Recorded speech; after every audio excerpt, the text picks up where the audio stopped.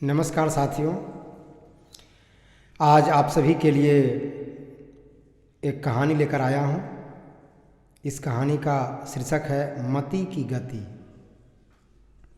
जैसा कि आप सभी जानते हैं कि जीवन में विवेक का बहुत बड़ा महत्व है। अगर विवेक जीवन में सही दिशा में जा रहा होता है तो जीवन कि नैया अपने आप में बीच मझधार में होते हुए भी वो किनारा लगा देता है।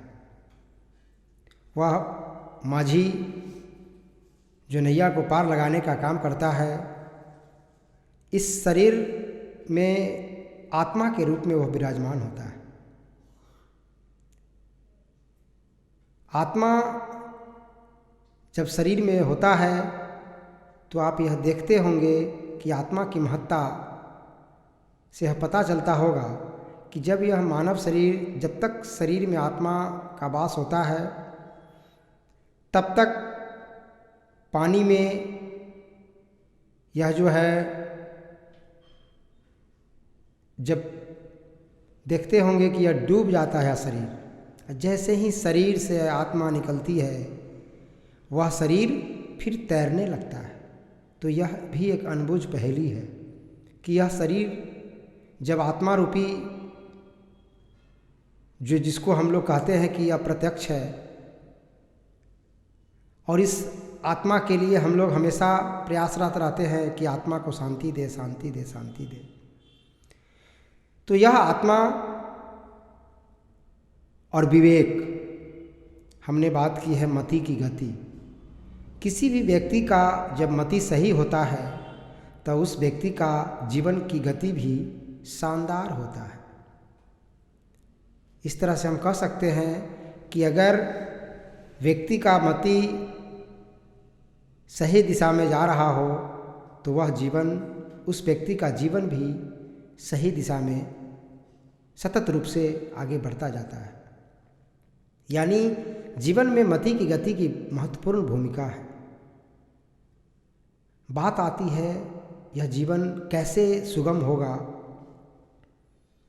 विवेक और कर्म, कर्म जब व्यक्ति करता है तो विवेक के माध्यम से ही कर्म होते हैं, और कर्म जब करते हैं तो वह कर्म अच्छा भी हो सकता है और बुरा भी हो सकता है। तो कर्म करने समय अब बात आती है कि जैसा खाइएगा अन्न वैसा होगा मन। यह हम सब लोग जानते हैं कि जैसा खाइएगा अन्न वैसा होगा मन। अगर उत्तम व्यंजन प्राप्त करते हैं, आप भोजन के रूप में लेते हैं, तो आपके अंदर सात्विक विचारधारा, सात्विक विचार उत्पन्न होते हैं। जैसे मांसाहारी भोजन अगर प्राप्त करते हैं, आप ग्रहण करते हैं, तो तामसी प्रवृत्ति की वास होने लगता है। हमेशा उत्तेजित हो जाना, क्रोधित हो जाना। तो इस तरीके से हम कह सकते हैं कि सात्विक विचारधारा को जीवन में आत्मसात करने के लिए आपको यह हमेशा तैयार रहना होगा कि जो आप अन्न खा रहे हैं वह कैसा है।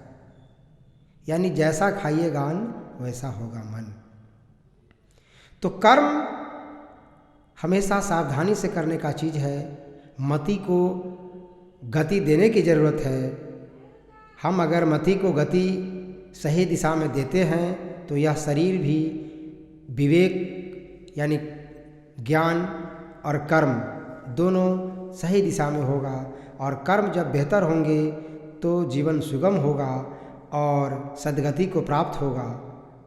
यानी इस तरीके से हम कह सकते हैं कि मनुष्य के अंदर सकारात्मक विचारों का संगम होगा।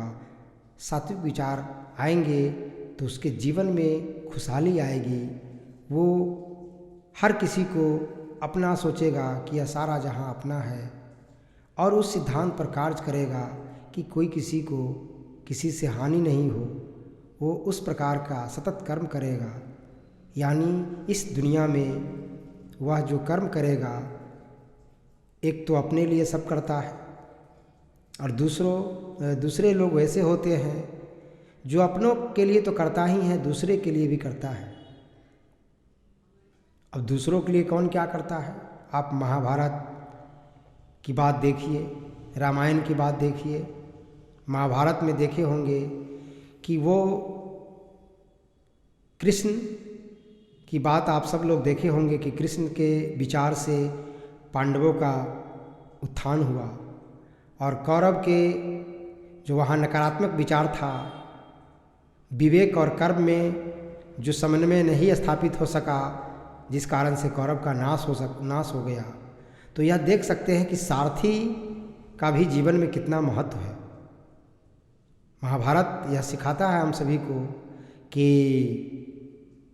जीवन में अगर आगे बढ़ना है तो जो आत्मा है और आपका विवेक है वह, और जो सारथी है यानी आत्मा, विवेक और अन्न, तभी मन आपका बेहतर होगा। इस तरह से हम यह कह सकते हैं कि मति की गति बेहतर होनी चाहिए, तब जाकर यह भवसागर से पार जा सकते हैं और अपने जीवन को सफल बना सकते हैं। बहुत बहुत धन्यवाद। क्या सर?